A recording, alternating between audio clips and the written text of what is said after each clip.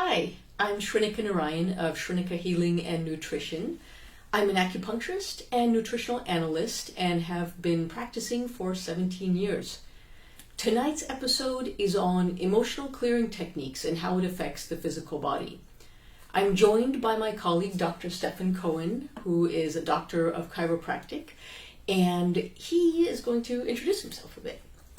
Hi, I'm Dr. Stephen Cohen. I've been in Albany for 15 years in a chiropractic. I've been a chiropractor for 20 years.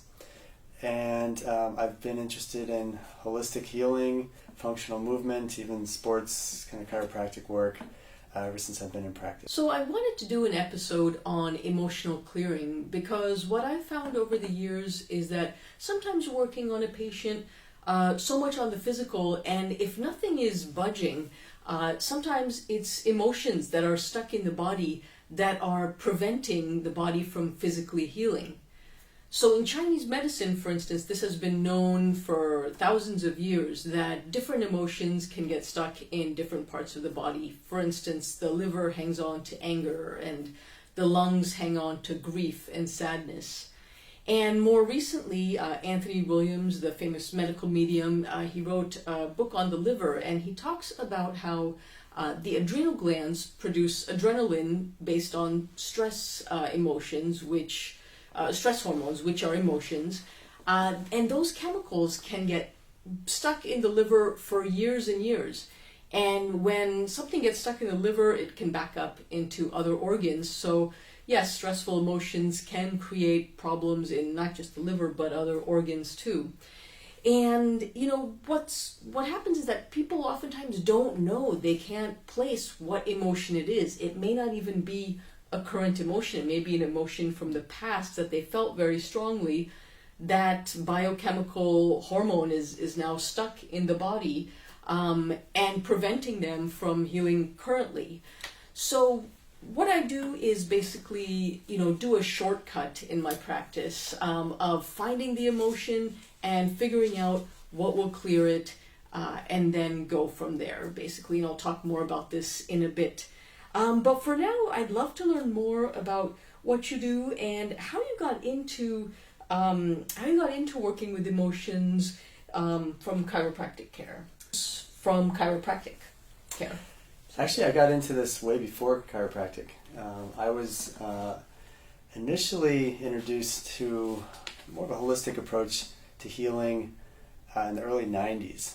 I'd actually traveled a fair amount in Southeast Asia and ended up studying a whole bunch of different things. I came back to California and found an amazing teacher at the Body Therapy Center in Palo Alto and became a Zen Shiatsu therapist. On the basis of Zen Shiatsu it's Japanese acupressure, but the approach was very much rooted in the meridian system and even a lot about the emotions in the body. At that time, I actually had a personal experience of kind of a GI meltdown. I was living on Pepto-Bismol. I had a friend who had taken his life. It was a difficult period of time. I'd come back from Asia, not knowing why I was in California, and I was really healed by my teacher working in the gut, doing perhaps Tui-Na, but just doing a lot of the shiatsu and working with the meridians. To access emotions, which actually helped a lot more than Pepto-Bismol did. Around that time, I also went to a talk in Palo Alto and saw Deepak Chopra, and I remember him talking about that your gut feeling is actually really a gut feeling. And it seemed like a cliche, but I get it now, what he was talking about, because it really is. As well as a chiropractic student, I read Candace Pert's book, Molecules of Emotion, which I actually have here, because I pulled it out. Okay. Candace Pert was a research scientist at the NIH, and she was responsible in part of researching and discovering the opiate receptor, and how the emotions in the body are actually in the fascial system, as what she calls complex molecules of emotion or polypeptides. And so that's how I've kind of grown to see emotion in the body, is that we wear it like a cloak. As a student in chiropractic school, I also found applied kinesiology as a interest and technique, and studied and certified in it by the time before I was even in practice. And that is based on the idea of a triad of health, where you put structure at the base, but you also have two equal sides of biochemistry and energetics or emotion. And so the three really need to balance each other.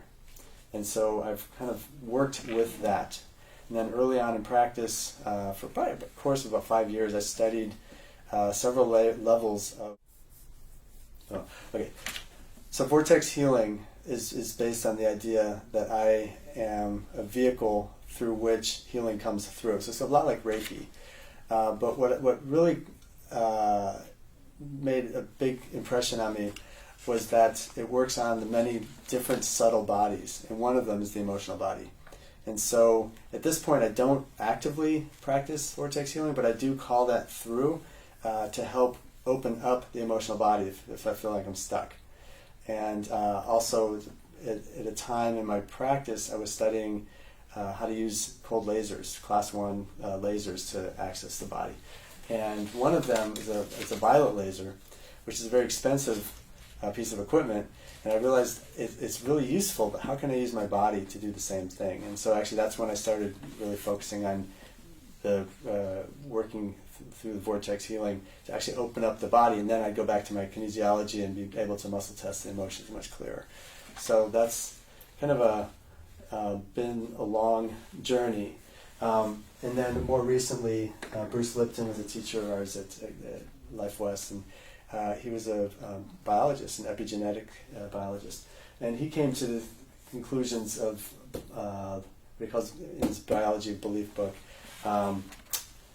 that's just the role of energy and emotion in the body, to a cellular level. So it's all there, and it's all in the biology and the science. You just have to know where to look.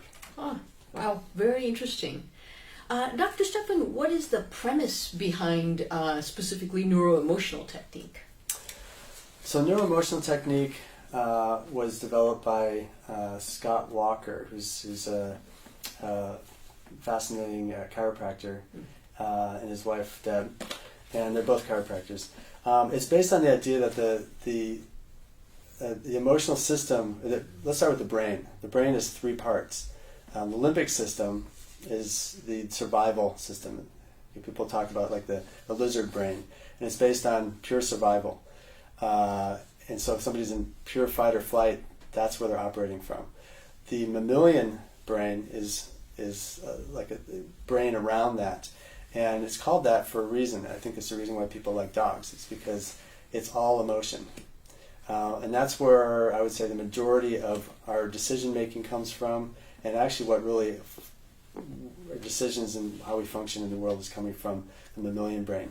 So that leaves a small percentage, which we call the cerebral cortex, which is on the outside, which we like to think runs the show and makes us special. But the truth of the matter is, in my world at least, that it's not doing nearly as much as we think. We'd like to think that it helps us make logical decisions, but so the NET really relies on the fact that all 3 of those need to be congruent for a process to go through. And so if something is not congruent on any of those levels, it's a bit of a short circuit, which can be okay. So NET relies on muscle testing. Because of this neurological phenomenon, any statement that lacks congruency will weaken a muscle test. So it actually we can bypass the cognitive thinking part of the brain to find where an issue in the tissue is that we may not even be thinking about. So that's kind of how NET started, I believe, and that's kind of how we jump off into that treatment. Oh, interesting. So all 3 brains kind of should line up. Very interesting stuff. Great. Yeah, you've done it to me. I've had it done, and it's just super fascinating work. So can you tell me? I'm curious also how in your nutritional work? Okay, yeah, sure. With nutritional analysis, I'm first looking for what are the organs that are off in a person when they come in with certain symptoms. So I use muscle testing to determine which of the organs are off, and then from there I start looking for, are there any physical stressors on those organs? So those could be food sensitivities, they could be toxicities, heavy metals, electromagnetic frequency toxicities, other mineral deficiencies, vitamin, fatty acid deficiencies. Then after that, I look for, are there any big emotional blockages in those organs? So with all these things, I have different vials that I use for all the toxicities, all the food sensitivities. I have these vials for emotions too. And there's actually more vials one can use, but I chose to use just these 60. And they're all just refined emotional states, basically. And sometimes none of them test for an organ, meaning not that they don't have any emotions stuck in that organ, but just that they aren't a big priority. That's not the main issue. But sometimes it is a priority. That's really a sticking issue.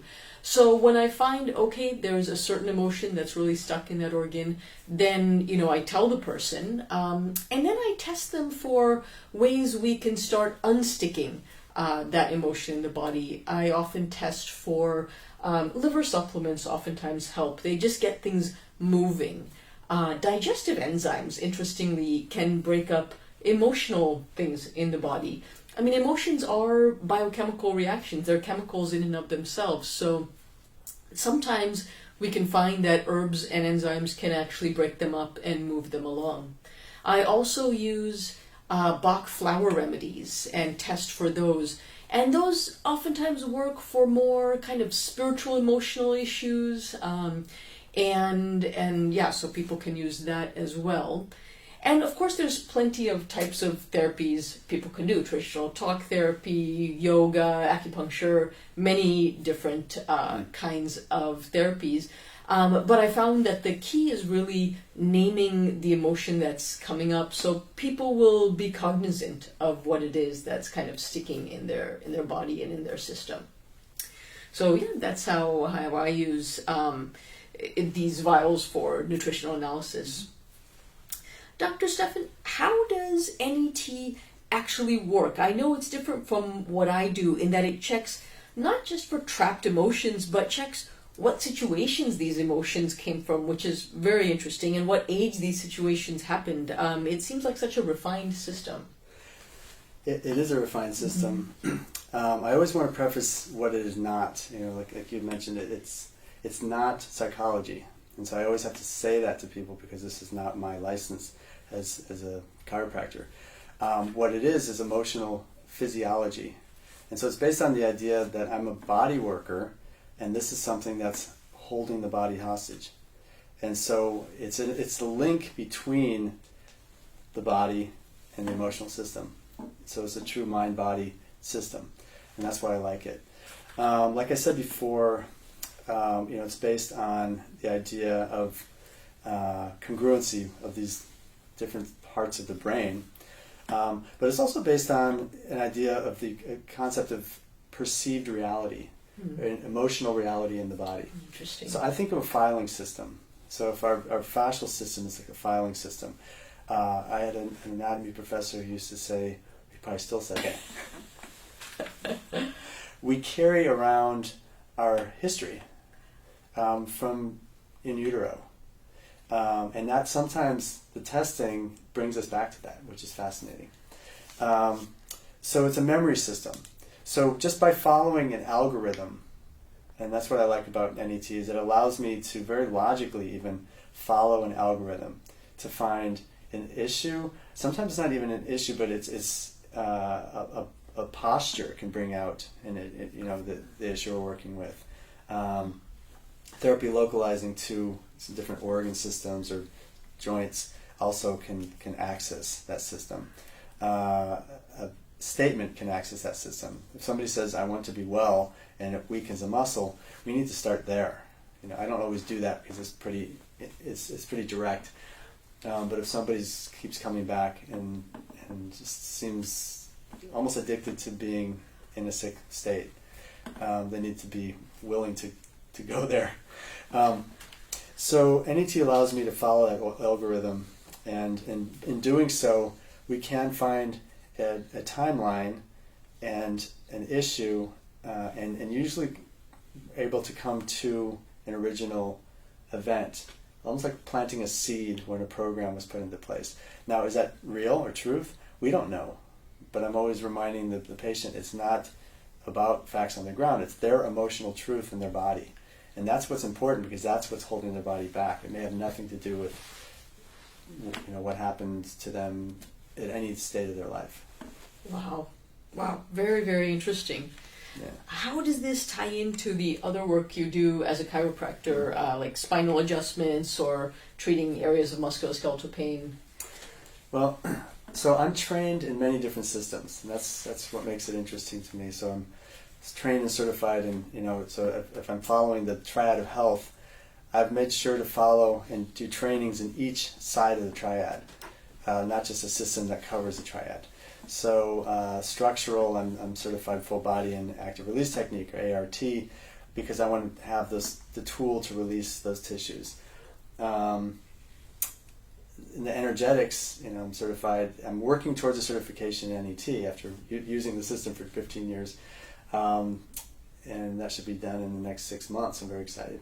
Oh, and right. Yeah. Also, I'm certified several levels of vortex healing, because I wanted to work and experience working with energy, as well as applied kinesiology, which addresses the whole system. So what's interesting is, for example, if I work with a runner, I've done a lot of trainings in functional physiology and muscle work and chiropractic, but they don't address the emotional component at all. So if somebody comes in as a runner, I'm expected to work with them as a runner. And I do. I look at their gait, I look at their posture, I look at their functionality, I test the muscles, I release the fascia, I adjust the joint if need be, I look at the posture, all these things. But then I also check some of the emotional circuits. I also check some of the biochemical circuits, because a runner is still a person with a knee. It's like somebody who comes in with knee pain who has something emotional going on because of some circuit. It could just as well be a runner. And so we're as strong as our weakest link. So often these athletes come in and they've gone to great athletic trainers and practitioners, and they still have issues because they have personal lives, and they have stuff that's going on in their lives too that's not addressed. So I try to look at the whole person. One more example is a knee often is affected, say, by the popliteus muscle, which happens to be connected to the gallbladder circuit. Mm-hmm. See, and the gallbladder circuit can also be connected with the liver circuit, and it may pertain to some of the emotions of resentment and anger that you talked about, or may not. But so we're looking at the whole thing. Shoulder issue can be the subscapularis, which is one of the 4 stabilizers of the shoulder, but that subscapularis also is related to the heart circuit, for example. And so that could have to do with the alignment of the back, of the heart itself, usually not, but it could also be anything going on in the fire element of the body that's throwing that off. So you see, you have to look at the whole body to really do the best service. Yeah, great. That's what the holistic approach is about. And how has adding NET into your practice affected your ideas of what healing really is for people? NET it's been an amazing journey. There have been times over the years where I've used it more and then used it less. I'm just now kind of going through another renaissance of bringing it back up, partly just because I've been in practice for 20 years, and I want to step back and really fill in the holes and be really good at it. And so I really appreciate what NET has to provide. One reason I came back to it, it's actually which episode, but anyway, NET was on Grey's Anatomy, and it was actually highlighted as a main part of an episode or two. And it turns out the writer who wrote that in had been seeing an NET practitioner for 20 years and really felt it was important to get it out there. And they did such a good job in the TV show that I started thinking about it again. And part of the reason it's on network TV is because the last 10 years, the NET people have really put a lot of work into their research branch. And so there's a lot of published research on neuroemotional technique and mind-body medicine and all the different aspects. And so it's becoming more legitimate. And so as a licensed practitioner, I feel more comfortable adding that, knowing that that's behind me. Wow, great. Yeah, it's going mainstream. Wonderful. Yeah, I too have found the whole process of adding in the emotional clearing component of my work just really valuable and really fascinating. When we hear about the mind-body connection, it can sound kind of vague, actually. But now, with my 60 vials of different emotions, it becomes crystal clear in terms of, well, what emotion is it, and how is it affecting this particular organ? And the connection is really there for me. I see it and have gotten just better and better results now that I've started to incorporate the emotion. And what I've found is with my work, just understanding the human experience much, much more, and the universality of human emotions, and understanding myself more too, which has been very rewarding, bringing this into my practice. And okay. So yeah, I would like to thank you for being part of my journey here at Innate Chiropractic. I find it really important to have quality practitioners who know who I can refer to. And so when it comes to the chemistry and biochemistry aspect of this triad, even though I've done more of that in the past, I really enjoy working with you because that's what your focus is. Oh, wow. Here. Thank you. Yeah. And in terms of even the NET work, I enjoy the practice of it, but I also enjoy going to learn it because added training, I'd say it's about half therapists now. The other half are nurse practitioners, holistic MDs and DOs, as well as chiropractors and acupuncture. So it's a truly cross the aisle system. So it makes it really fun to be able to share from where we're coming from and then bring that back into my practice. Oh, wonderful. Thank you. Well, great. Yeah, thank you. And if people are interested in your work, how do they get a hold of you? Well, we are on Facebook, Innate Chiropractic. Through Instagram, I'm found as Dr. Stephen Cohen. And our website is the letter N as in Nancy, the number 8 as in innate, chiropractic.com. Great, wonderful. And if you're interested in my work, please check out my website at srinikahealing.com. Thank you for tuning in, and we'll see you next time.